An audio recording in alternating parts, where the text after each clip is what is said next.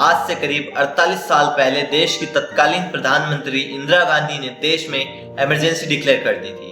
राष्ट्रपति जी ने आपातकाल की घोषणा की है। इससे आतंकित होने का कोई कारण नहीं है।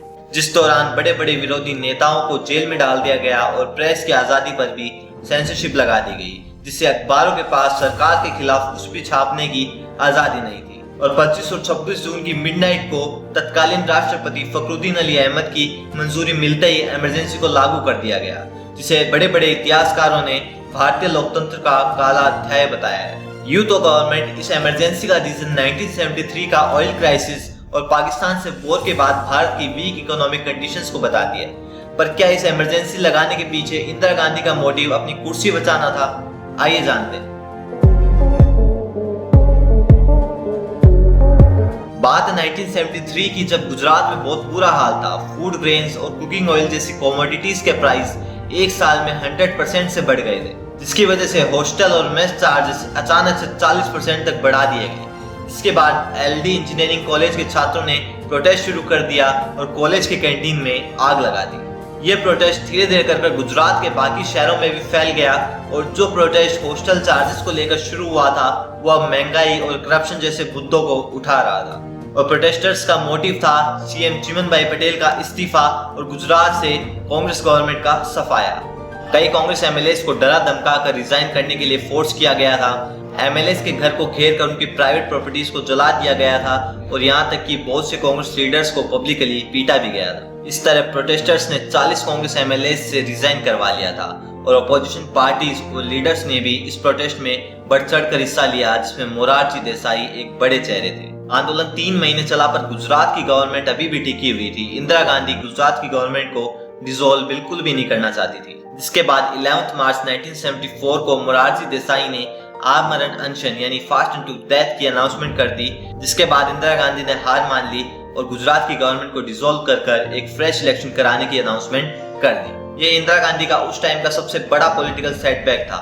इस आंदोलन में 100 से ज्यादा लोगों की जान गई, 3000 से ज्यादा लोग इंजर्ड हुए और 8000 से ज्यादा गिरफ्तारी हुई।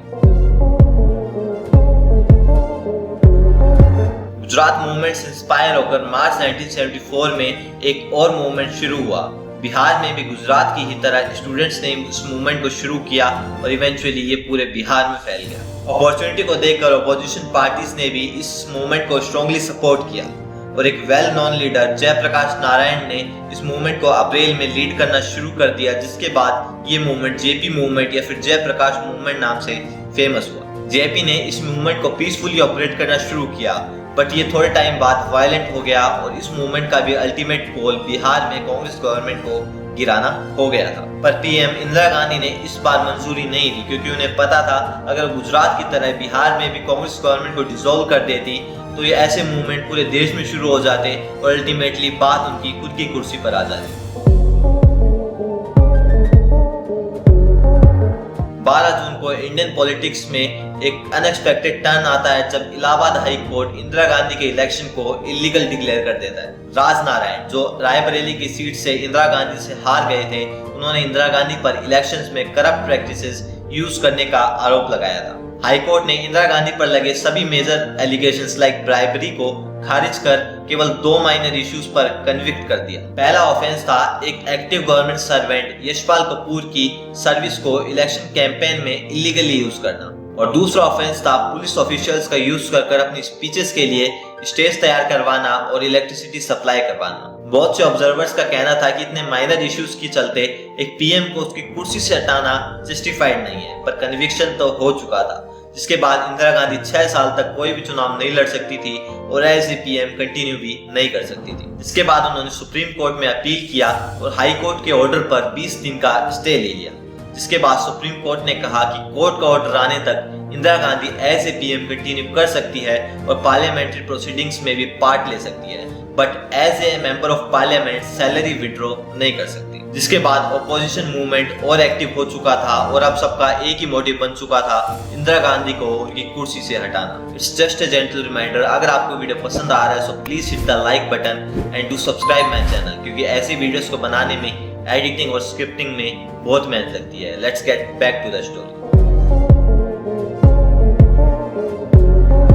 अब ये सारी चीजें इंदिरा गांधी पर हावी होने लगी थी। उन्हें पता था कि कुछ दिनों बाद उनके घर को चारों तरफ से घेर लिया जाएगा। मिलिट्री, पुलिस और गवर्नमेंट सर्वेंट्स को विद्रोह करने के लिए फोर्स किया जाएगा और नेशन वाइड एक मिलिटेंट मूवमेंट की शुरुआत होगी। और इसी चीज को रोकने के लिए उन्होंने 25 जून को कॉन्स्टिट्यूशन के आर्टिकल 352 के तहत देश में इमरजेंसी डिक्लेयर कर दी, जिसके नेक्स्ट डे ही मोरारजी देसाई, जयप्रकाश नारायण और अटल बिहारी वाजपेयी जैसे बड़े बड़े अपोजिशन लीडर्स को जेल में डाल दिया गया और अपोजिशन मूवमेंट को 1 मिनट में कुचल दिया गया। इसलिए बहुत से अपोजिशन लीडर्स जैसे हमारे आज के प्रधानमंत्री श्री नरेंद्र मोदी जी सिख के भेष में अपनी आइडेंटिटी को छुपाकर इस मूवमेंट को फिर से एक्टिव करने के लिए काम कर रहे थे।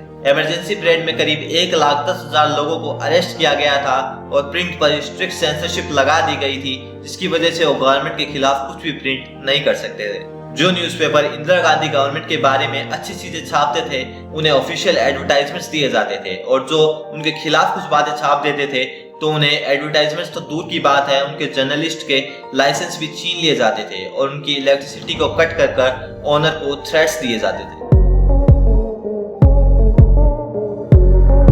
सरप्राइजिंगली जनवरी 1977 में इंदिरा गांधी ने खुद ही गवर्नमेंट को डिसॉल्व कर दिया और मार्च में फ्रेश इलेक्शन करवाने का फैसला किया। जिसके बाद जेपी के कहने पर सभी अपोजिशन पार्टीज ने महागठबंधन किया और जनता पार्टी बनाई। ये वही पार्टी है जिससे 1980 में अलग होकर भारतीय जनता पार्टी यानी बीजेपी बनी। 16 से 20 मार्च के बीच में इलेक्शंस हुए, जिसमें कांग्रेस केवल 153 सीटों पर सिमट गई और इंदिरा गांधी को एक बड़ी हार का सामना करना पड़ा। मोरारजी देसाई देश के अगले प्रधानमंत्री बने और ऐसे अंत हुआ इंडियन डेमोक्रेसी के सबसे काले और खौफनाक अध्याय का। तो इस पर आपकी क्या राय है? क्या इंदिरा गांधी ने इस इमरजेंसी को लगाकर सही किया या फिर इसका कोई और भी अल्टरनेटिव हो सकता था? अपनी राय हमें कमेंट्स में जरूर बताइएगा। और क्या आप जानना चाहते हैं इंडिया के एक इतने बड़े स्कैम की जिसने देश की अर्थव्यवस्था को हिला कर रख दिया था? राइट वाली वीडियो को क्लिक कीजिए।